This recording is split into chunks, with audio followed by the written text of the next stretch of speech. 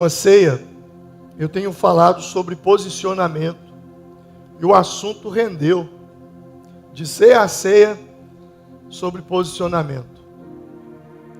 No último domingo eu falei sobre posicionamento em meio às perdas no livro de Ruth. E hoje eu quero falar sobre posicionamento em meio ao sofrimento, em meio à dor. E não existe um livro melhor para se falar do que o livro de Jó. Capítulo 1. Na terra de Uz, vivia um homem chamado Jó.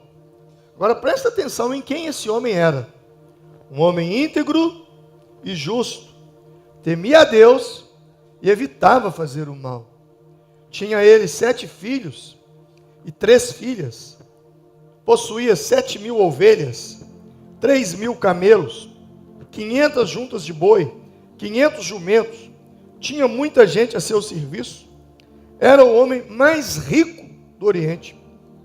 Seus filhos costumavam dar um banquete em casa, um de cada vez, e convidavam suas 3 irmãs para comerem e beberem com eles. Terminado um período de banquetes, Jó mandava chamá-los e fazia com que se purificassem. De madrugada ele oferecia um holocausto em favor de cada um deles, pois pensava assim: talvez meus filhos tenham lá no íntimo pecado e amaldiçoado a Deus. Essa era a prática constante de Jó. Certo dia, agora mudou a história, hein? Eu acho esse livro incrível por causa disso. Está contando a história de Jó aqui na terra, ok?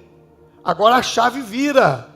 Agora vamos para o céu. Enquanto a vida de Jó está aqui embaixo, com 10 filhos e muita riqueza, agora a chave vira, vamos para o céu. Lá no céu, certo dia, os anjos vieram apresentar-se ao Senhor, e Satanás também veio com eles. E o Senhor disse a Satanás: de onde você veio? Satanás respondeu ao Senhor: de perambular pela terra e andar por ela. Disse o Senhor a Satanás: reparou em meu servo Jó? Não há ninguém na terra como ele, repreensível, íntegro, homem que teme a Deus e evita o mal. Será que Jó não tem razões para temer a Deus? Respondeu Satanás. Acaso não puseste uma cerca em volta dele, da família dele, de tudo que ele possui? Tu mesmo tens abençoado tudo o que ele faz, de modo que os seus rebanhos estão espalhados por toda a terra. Mas estende a tua mão, fere tudo o que ele tem, e com certeza ele te amaldiçoará na tua face. E o Senhor disse a Satanás: pois bem, tudo o que ele possui está nas suas mãos, apenas não toque nele. Então Satanás saiu da presença do Senhor. Certo dia, virou a chave de novo, voltamos para a terra.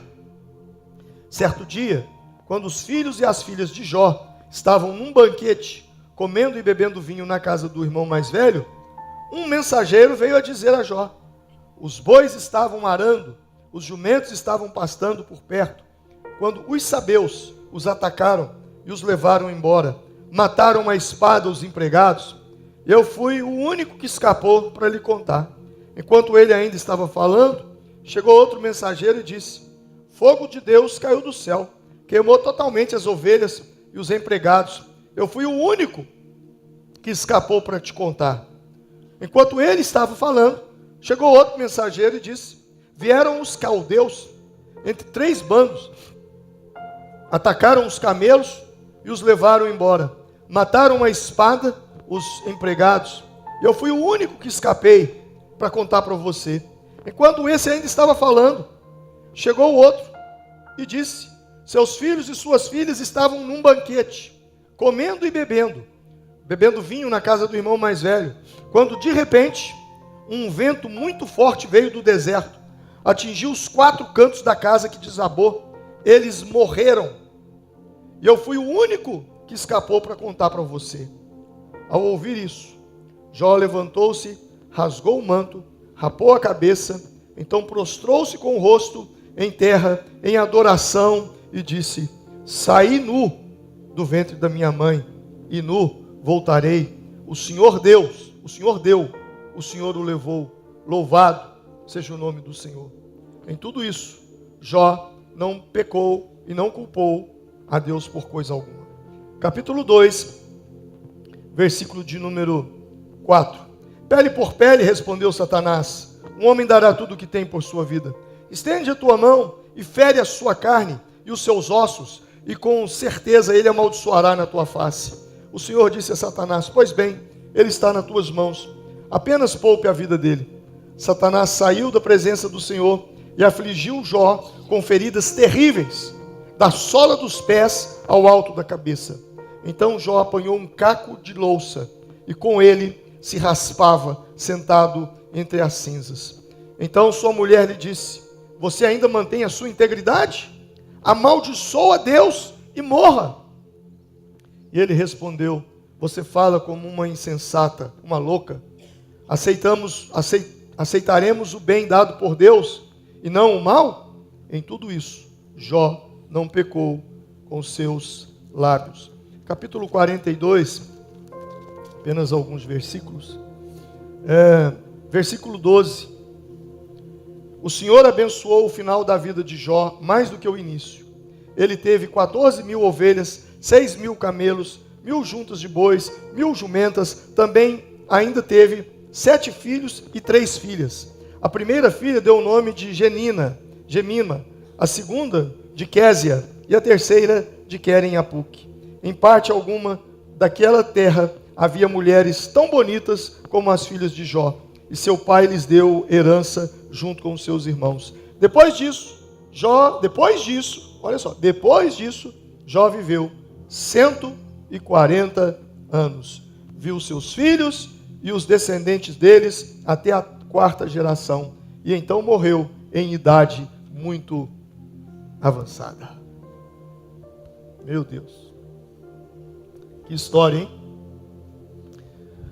Um homem mais rico, um homem que tinha uma família linda, 10 filhos, de repente ele passa por 5 sofrimentos consecutivos. O primeiro, ele perde tudo. Ele perde todos os seus rebanhos, seus gados, seus jumentos, material de transporte. Se Jó vivesse nos dias de hoje, ele seria um grande empresário. Ele perdeu tudo. Como se não bastasse o primeiro sofrimento dele, vem o segundo sofrimento.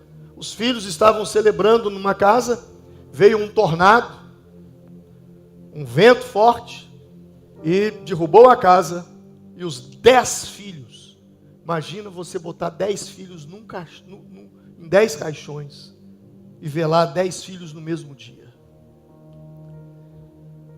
E como se isso não bastasse, a sua saúde, da cabeça até a planta dos pés, foi explodindo feridas, e ele se coçava com um caco de telha. Como se não bastasse esses 3 sofrimentos, ele ainda passa uma crise no casamento com a mulher. A mulher vem e diz, olha, você ainda mantém sua integridade? Amaldiçoa a Deus e morra. Muita gente fala mal da mulher de Ló, eu não falo, porque eu fico imaginando uma mãe que enterrou 10 filhos num dia. Eu acho que nem Deus levou em conta essas palavras dela, porque não dá para levar em conta.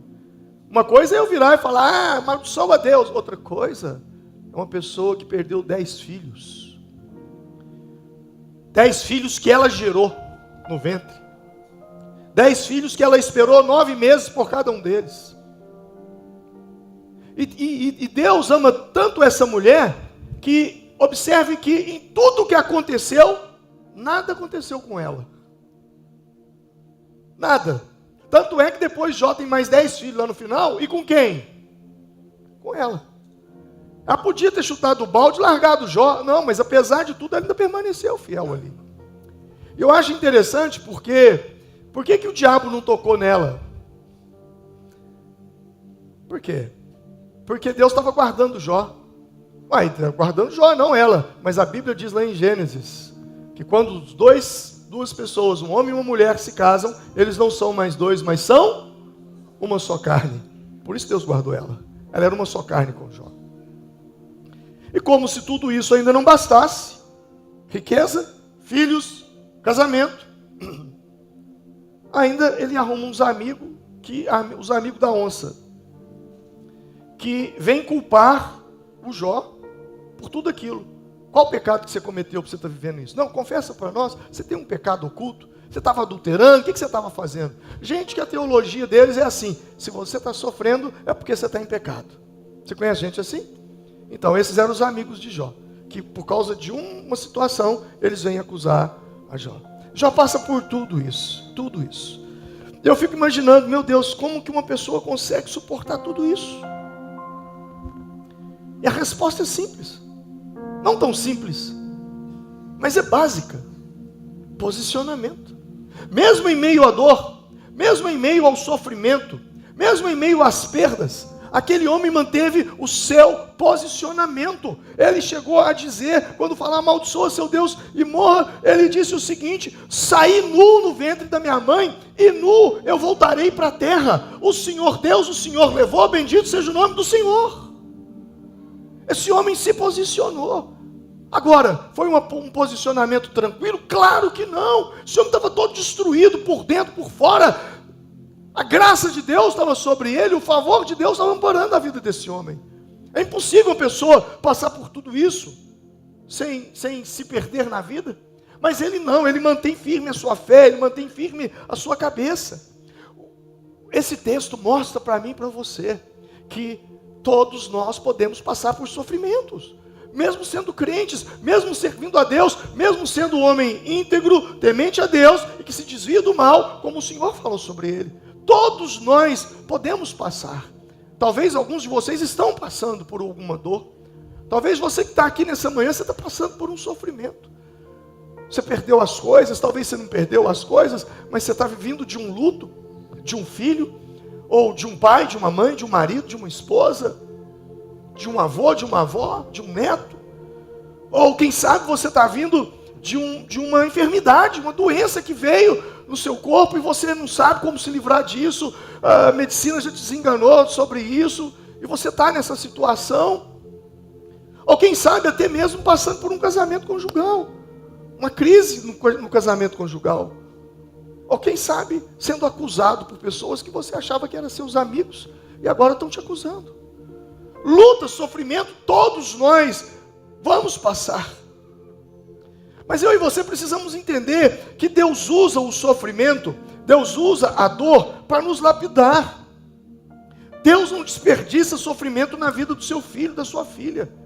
Sofrimento para mim e para você é dor, sofrimento é tristeza, mas para Deus é ferramenta de trabalho. Deus trabalha em nós, Deus usa o sofrimento para trabalhar áreas em nossas vidas. Deus usa o sofrimento para nos amadurecer. Deus deixou Moisés sofrendo 40 anos no deserto, até aquela sarça arder diante dele. E o que dizer de José? Foram 22 anos sofrendo perseguição, sendo vendido como escravo, sendo caluniado na casa de Potifar, mofando numa cadeia. 22 anos entre o dia em que os seus irmãos o venderam como escravo e o dia que ele se assentou no trono como governador do Egito. 22 anos. E o que dizer de Jacó? Foram 20 anos de sofrimento. Desde o dia em que ele engana seu pai, falando que era o seu irmão Esaú, e vai para a casa de Labão, seu tio. Foram 20 anos de sofrimento até ele retornar. E mesmo depois, acabou o sofrimento de Jacó, não acaba. Porque os seus filhos venderam José e falaram que José tinha morrido. Agora, se um pai sabe que o filho morreu, já é uma dor terrível. Agora imagina não ter nem o corpo para enterrar. Era essa situação de Jacó. Até que depois descobre que era tudo mentira. E graças a Deus a gente sabe que no final as coisas tudo se consertam, né? Então, todas essas pessoas que Deus tem um propósito na vida delas, elas são forjadas na dor, elas são forjadas no sofrimento, para se tornarem aptos para cumprir o propósito de Deus. Então, eu vejo muitas pessoas às vezes falando: ah, pastor, para mim tudo é mais difícil. Para mim é uma luta. Sabe? Se você acha que para você tudo é mais difícil, então começa a agradecer a Deus. Porque se tudo é mais difícil para você, é porque Deus tem algo muito poderoso com você. Então, antes de reclamar que tudo para você é mais difícil, Ao invés de reclamar, agradeça, porque tudo para você é mais difícil. E se tudo para você é mais difícil, é porque algo grande e poderoso está vindo sobre a sua vida. E quando vier, vai entornar, que vai abençoar até os que estão ao seu redor. Não tenha dúvidas disso. Mas o sofrimento, a dor é necessária. Ninguém amadurece na vida sorrindo. Amadurece na dor. Dizem que existem 2 tipos de dores. A dor que machuca e a dor que modifica. Mesmo a dor que modifica, primeiro ela machuca, mas quando você ressignifica ela e você não perde a fé, essa dor que machuca é uma dor também que amadurece. É uma dor que modifica. A dor provocada, a dor permitida por Deus, ela tem o poder de nos modificar. Ela nos machuca no início, mas depois ela nos modifica. É a dor da grávida. São 9 meses de dores, 9 meses de contrações, de enjoos, de noites mal dormidas, daquela confusão toda. Mas tem uma coisa que a mantém firme. Ela fica ansiosa pela última dor, que é a dor do parto. E quando o bebê nasce, supera aqueles 9 meses que passaram. O choro dura uma noite, a alegria, ela vem no amanhecer. Nós nunca seremos os mesmos depois de uma dor. Agora, o que me chama a atenção é que durante todo esse processo de Jó, Deus restaura ele, mas Deus não explica nada para ele. Absolutamente nada. Eu e você sabemos sim o final da história. Lemos até o capítulo 42, que ele viveu mais 140 anos depois que teve mais outros filhos. Eu e você sabemos a origem do sofrimento. Sabemos que aquilo foi a mão do diabo agindo ali por detrás. Nós vimos todo o percurso da dor. Porém, Jó não sabia de nada. E é assim. Quando a gente está sofrendo, a gente não sabe de nada. A gente nem sabe de onde que está vindo aquilo. A gente fica, será que isso é algo espiritual? Não é assim que a gente fica? O crente, pastor, ora porque eu estou passando por um problema. Eu não sei se isso é físico, se é material, se é espiritual. Assim estava o Jó. Eu e você sabemos tudo de Jó, mas o Jó, ele não sabia nada do que estava acontecendo com ele. E Deus, no capítulo 42, Deus restaura Jó, mas não explica para Jó o que estava acontecendo. E muitas vezes é assim. Quando a gente começa a passar por um sofrimento, por uma dor, a primeira coisa que a gente pergunta é: por quê? Por que eu estou passando por isso? Por que Deus está permitindo isso? Achando que se a gente tem uma explicação, vai aliviar. Não vai. Não vai. Deus não o explicou. Mas no final, Deus restaurou. E é isso que importa. O porquê não me interessa. O que me interessa é que o Senhor está comigo. Se eu estou passando por um vale de sombra da morte, tua vara e o teu cajado estão comigo e me consolam. A dor é doída, é dolorosa, o sofrimento, mas o Senhor, Ele está do meu lado e é isso que importa. E todos os personagens que eu citei em leitura aqui, com relação a Jó, todos eles estavam enganados. A começar do diabo. O diabo estava enganado, porque ele pensou que se Deus permitisse que o diabo arruinasse com a vida de Jó, Jó iria blasfemar contra Deus. O diabo pensou que Jó servia a Deus por interesse. E o diabo se enganou, porque Jó não vivia assim.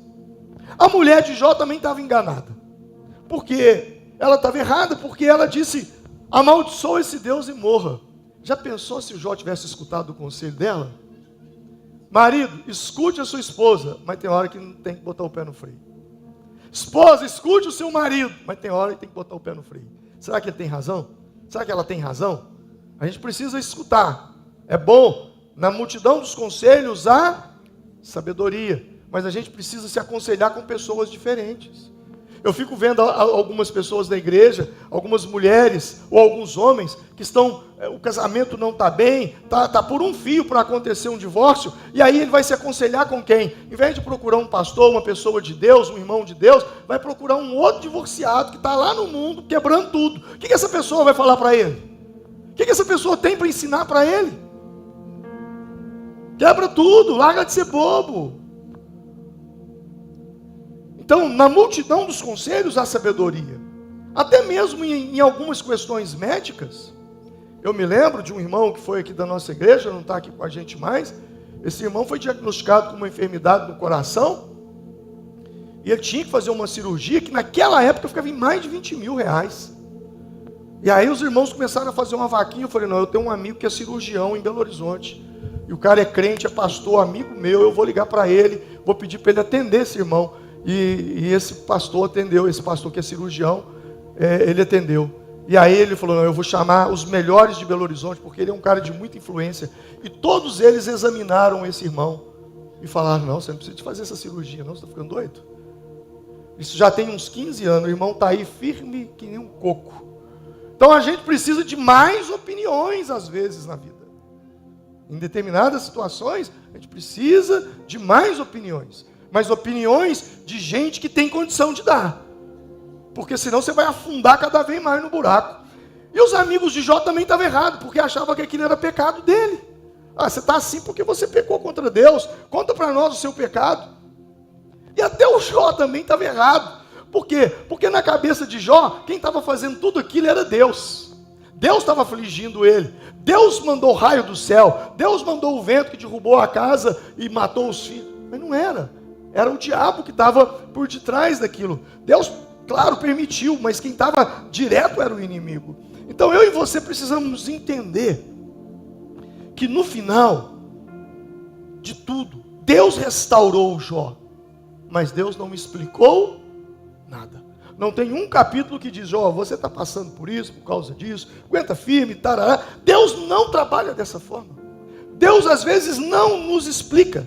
Nem sempre nós teremos explicações. Por isso a Bíblia diz que nós não devemos andar por vista, que nós devemos andar por fé. A Bíblia diz em 2 Coríntios 5,7, nós andamos por fé e não por vista. Porque quando a gente anda por vista, a gente quer uma explicação. Mas quando a gente anda por fé, a gente sabe que Deus é soberano, que está no controle de tudo, e que ao final, todas as coisas contribuem para o bem daqueles que amam a Deus. Não importa se você nunca encontrar uma explicação. O que importa é que no tempo de Deus, se você permanecer fiel, você receberá uma restauração. Na minha família mesmo, eu me lembro quando o Jonatas e a Camila, eles se casaram. Passado um tempo, ela se engravidou. E nós ficamos todos felizes lá em casa. Está vindo um neto. E passado um tempo, ela perdeu o filho. Ele não nasceu. Ele abortou-se. Nós não tínhamos uma explicação. Mas depois, veio o Pedrinho, não sei se está por aí.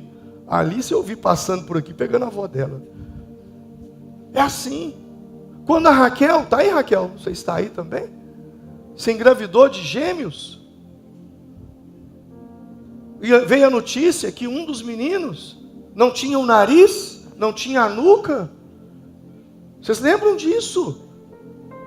Sabe o que eu perguntei para Deus? Por quê? Por quê? Foi isso que eu perguntei. Por quê, Deus? Eu não tive uma explicação. O que eu fiz? A gente fala, o que eu fiz? Senhor, por que isso acontecesse? Mas a vida não é assim. E a Romilda, não, nós vamos orar, vamos jejuar, Deus vai reverter o quadro. E a Romilda entrou em jejum e oração, e que é hora daqui e dali. Daí a pouco, está aí o Davizinho, que não tinha nuca e nem nariz, loirinho, dos olhos azuis, correndo para cá e para lá. Vem o Daniel, os meninos mais lindos. Sabe, nem sempre a gente terá uma explicação. O que importa é a restauração. Então talvez hoje você está brigando com Deus, tentando achar uma resposta para alguma coisa. Por que você perdeu aquilo? Por que aquilo aconteceu no seu casamento? Por que a sua saúde está assim? Para com isso. Não busque explicação. Mergulhe na presença de Deus, vai para dentro. Sabe qual foi a estratégia do inimigo com Jó? Olha só, livro de Jó, a primeira coisa que o diabo atacou, olha lá, capítulo de número 1, versículo 14. Veio um mensageiro dizer a Jó: os bois estavam arando, os jumentos estavam pastando por perto, quando os sabeus os atacaram e os levaram embora. Mataram a espada os empregados. Eu fui o único que escapou para te contar. Qual foi o primeiro ataque do diabo sobre Jó? Qual? Que a Bíblia está dizendo aí. Na onde? Qual foi a primeira notícia de prejuízo que ele teve? Dos bois. Diga comigo, dos bois. O diabo não começou tirando as riquezas de Jó.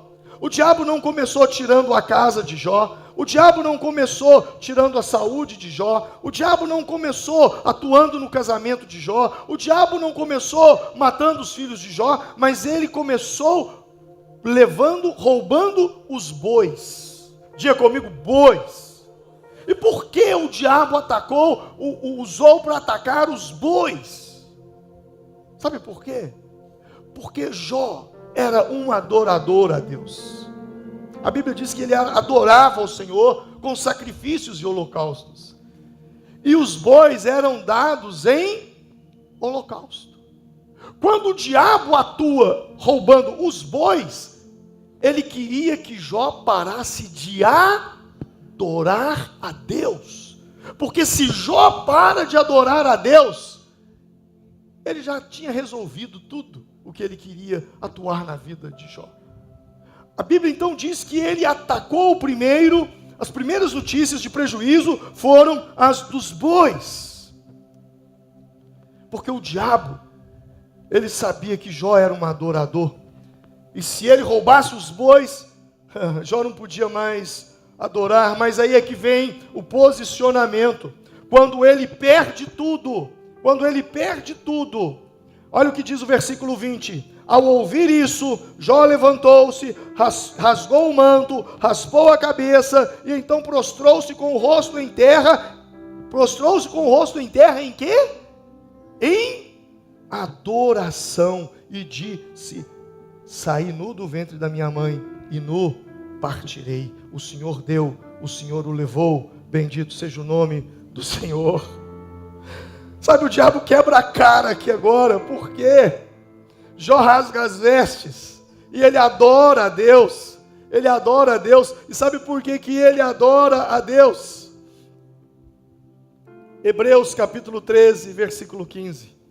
Por meio de Jesus, portanto, ofereçamos continuamente a Deus sacrifício de louvor, que é o fruto dos lábios que confessam o seu nome. Diga comigo, sacrifícios de louvor. O que é sacrifício de louvor? Sacrifício de louvor é: eu não quero, eu estou triste, eu estou com raiva, eu estou amargurado, eu estou contrariado. Sai de perto de mim que hoje eu vou explodir qualquer hora. Mas apesar de tudo isso, louvado seja o nome do Senhor. Eu te adoro, Senhor. Tu és o meu Deus. Eu não preciso do meu estado emocional para adorar a Deus. Sacrifício de louvor é quando eu estou com vontade de brigar, é quando eu não estou bem, é quando eu estou com a cara fechada, é quando eu venho para esse culto aqui e falo: vim aqui, mas não queria estar aqui. Mas de repente, quando o louvor começa, você diz: mas já que eu estou aqui, louvado seja o nome do Senhor. O Senhor conhece o meu coração. O Senhor sabe da tristeza que está no meu coração. O Senhor sabe dos meus sentimentos.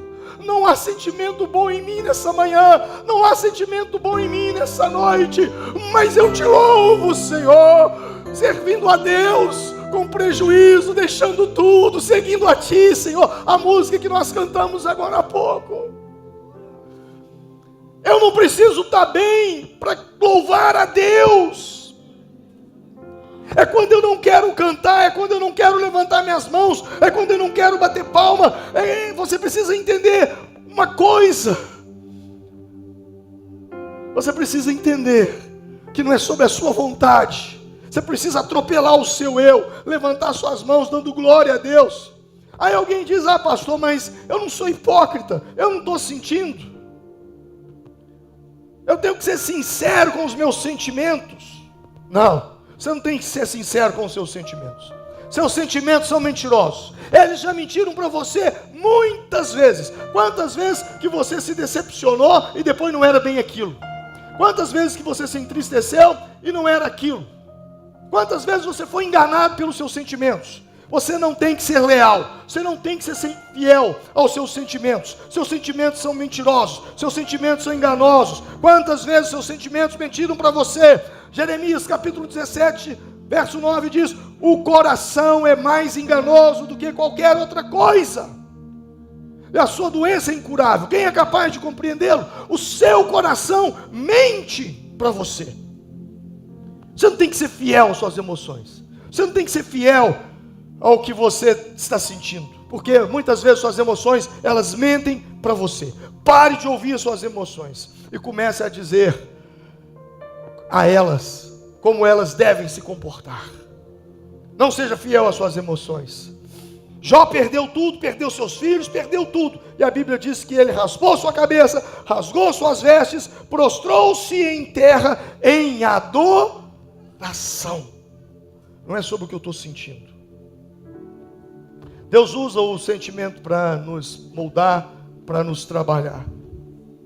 Em Mateus capítulo 13, Jesus conta uma parábola. E ele conta a parábola do trigo e do joio.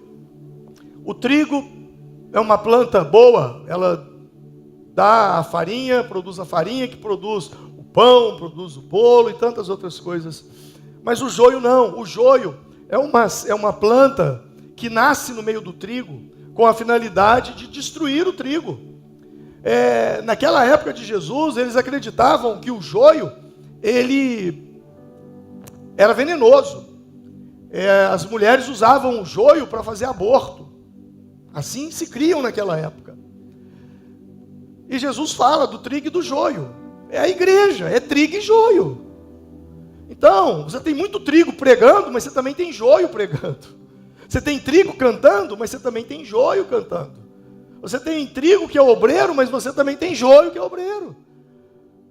E o joio, a Bíblia diz que ele se parece muito com o trigo. E a gente não pode querer arrancar o joio, porque ao arrancar o joio, a gente pode estar se enganando e arrancando o trigo. Em algum momento da vida eu já fui joio, você também já foi joio? Sim ou não? A gente não pode julgar as pessoas por um momento. Existem momentos e momentos. É o caso da mulher de Jó. Como é que eu vou julgar essa mulher que acaba de enterrar 10 filhos? Perde tudo, perde casa, perde tudo. E o seu marido ainda doente, ela tem que cuidar dele. Como é que eu vou julgar uma mulher dessa? Pelas palavras dela. São palavras de momento. Tem hora que a gente perde a cabeça, fala umas besteiras para Deus. Eu acho que nesses momentos Deus tampa os ouvidos. Mas se tem um irmão escutando, e olha lá, ó, o pastor, ó, o obreiro, ó, o líder de célula, olha lá, ó, é joio purinho. Mas é um momento. Então como é que a gente sabe quem é joio? Como é que a gente sabe quem é trigo? O trigo, quando ele é amassado, ele se transforma numa farinha que se transforma em pão. O joio, quando é amassado, ele se transforma em algo tóxico. É assim. E o que significa esse amassado que eu me refiro? Sofrimento, dor. Porque quando o homem e a mulher de Deus passa pela dor, passa pelo sofrimento, pode até falar umas palavras que a gente não deve levar em consideração no momento, mas a grande parte da vida dela é: Senhor, eu estou aqui, me perdoa. Senhor, eu estou te buscando, muda essa situação. O trigo, quando é apertado no sofrimento, na dor, na luta, ele corre para o alto. E o joio, quando é apertado, ele corre lá para fora. O mundo é melhor. Fiquei perdendo meu tempo lá na igreja, escutando pregação, escutando pastor, perdendo meu tempo. Não, você não estava perdendo seu tempo, porque você nunca foi daqui. Você sempre foi de lá. Teve só um momento na sua vida que você achou que era trigo, mas logo, logo você se revelou como joio. E nem mesmo aqueles que saem da igreja a gente pode considerar como joio. Porque num momento ruim da vida dele, ele se desviou. Mas o importante é que depois ele volta como filho pródigo, ele sabe o caminho de volta. Então, na verdade, nós não podemos julgar ninguém. Por isso que a Bíblia diz que trigo e joio vão até o final. O que você precisamos entender com relação a isso é que eu, particularmente, depois que eu amadureci na fé, os meus pensamentos foram mais altos. Eu passei a pensar mais alto. Porque, na verdade, aqueles que se perdem na vida são os que focam no que estão passando. Na dor, no sofrimento. E nós não podemos focar na dor. Porque quanto mais você olha para a dor, mais doído fica. Quanto mais você olha para o sofrimento, mais desgraça você acha. Então, aonde eu devo colocar o meu foco? No futuro. No pós-sofrimento. No pós-dor. Como a mulher que está grávida. Se ela for focar nas dores dela, ela desiste. Mas quando ela começa a imaginar o bebê, a filha que está vindo, o filho, aquilo dá força para ela suportar a dor. Lembre-se que se tem propósito, haverá dor.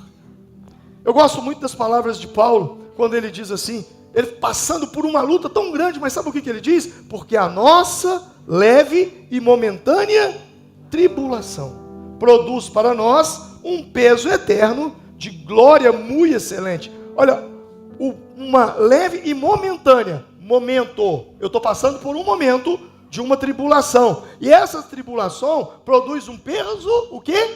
Eterno. O que é momento é agora, eterno é futuro. Então Paulo, no seu sofrimento, ele não colocava o foco na tribulação momentânea, mas no peso eterno de glória muito excelente. E aí ele completa dizendo, não atentando nós nas coisas que se veem, meu sofrimento, minha dor, minha luta, mas nas que não se veem, porque as que se veem são temporais, vai passar, mas as que não se veem são eternas. Então na luta, na dor, no sofrimento, eu não posso colocar o meu foco no momento, eu tenho que colocar o meu foco no que está por vir.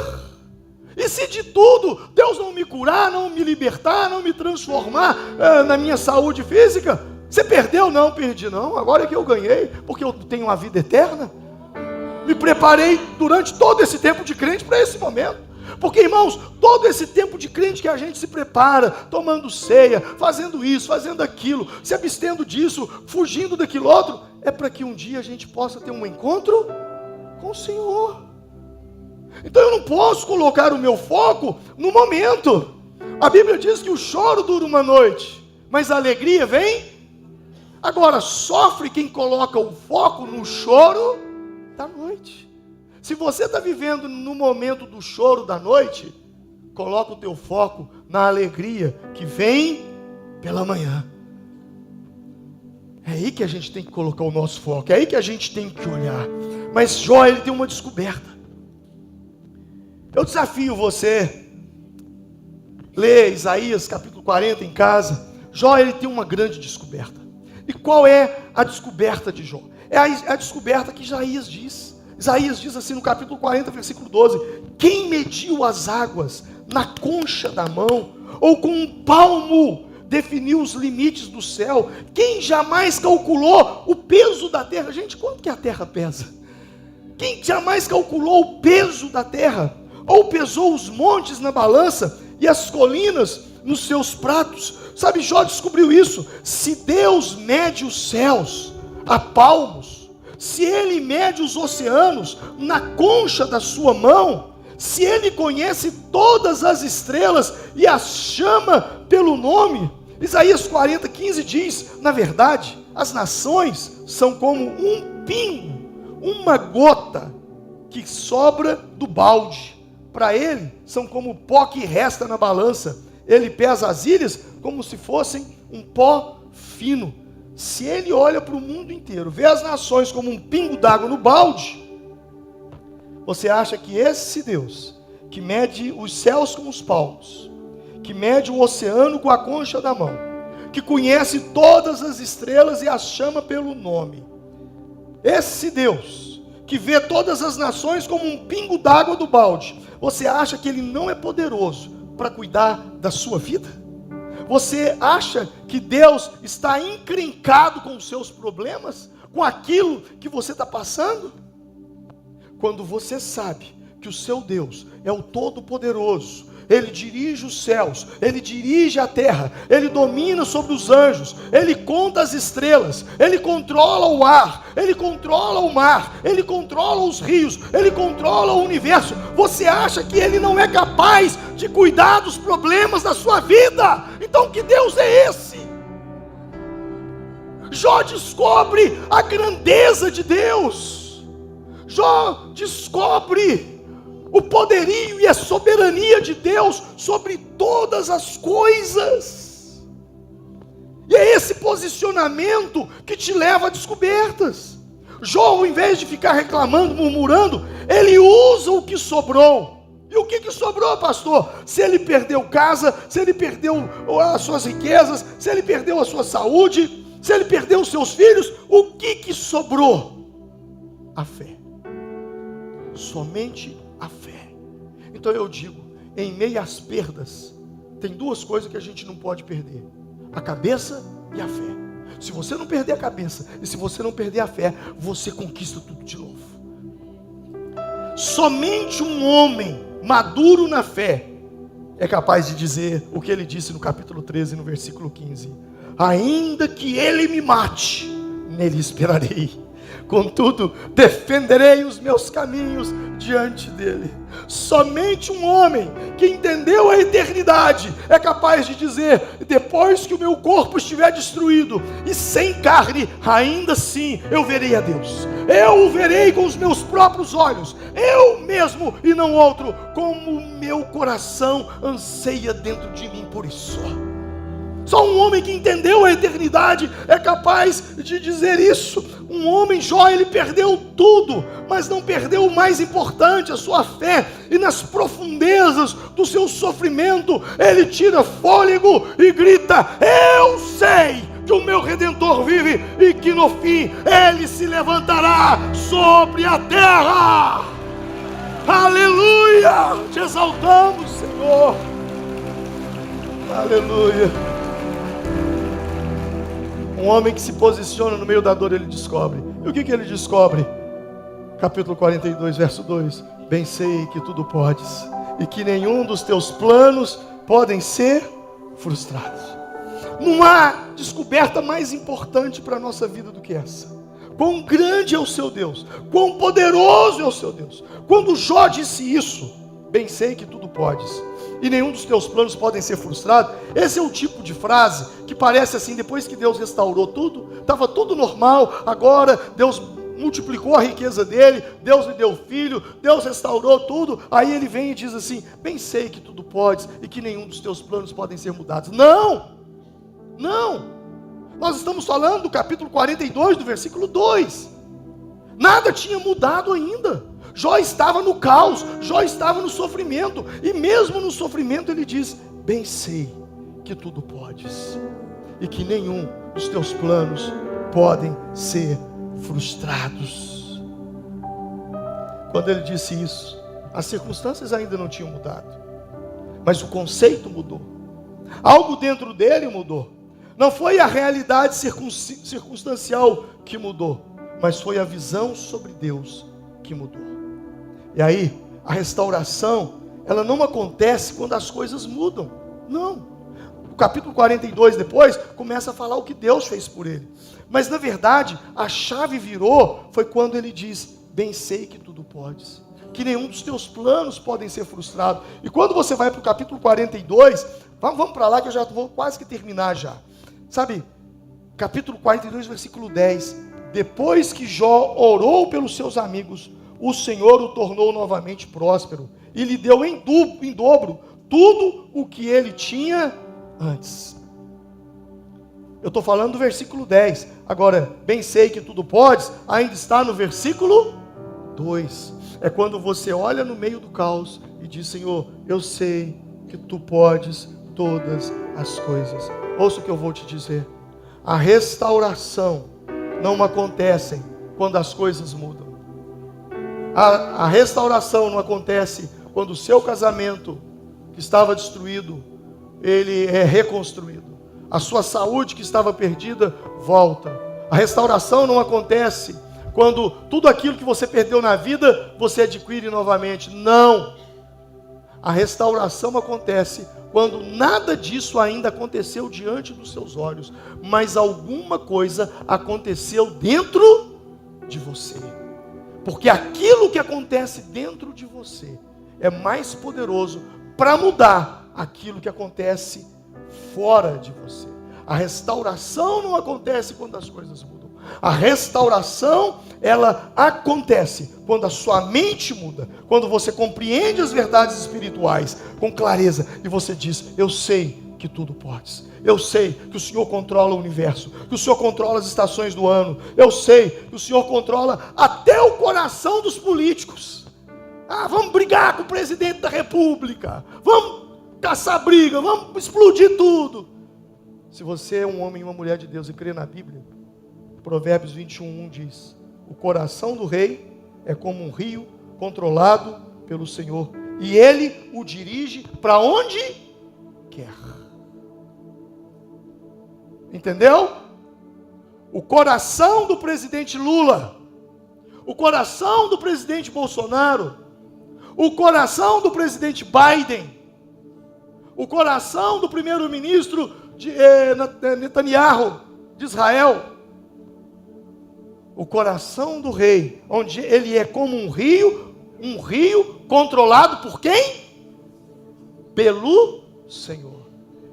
A maior briga que a gente pode dar na política é aquela briga que a gente fecha o quarto e bota os joelhos no chão.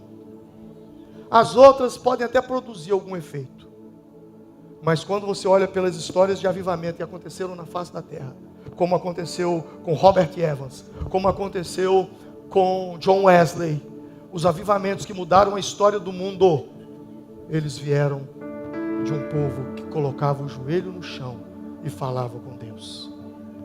Porque maior do que todas as coisas é Deus. Quando você olha para o Brasil hoje, te dá esperança? Humanamente falando, está tudo amarrado. Tudo.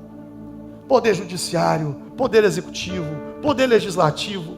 Você espera mesmo alguma coisa daquela Câmara de Deputados? Você espera alguma coisa de STF? Você espera alguma coisa de Presidência da República? Você espera de quem então? Então é com Ele. Se levante agora e vai falar com Ele. Fique de pé nesse momento. Tudo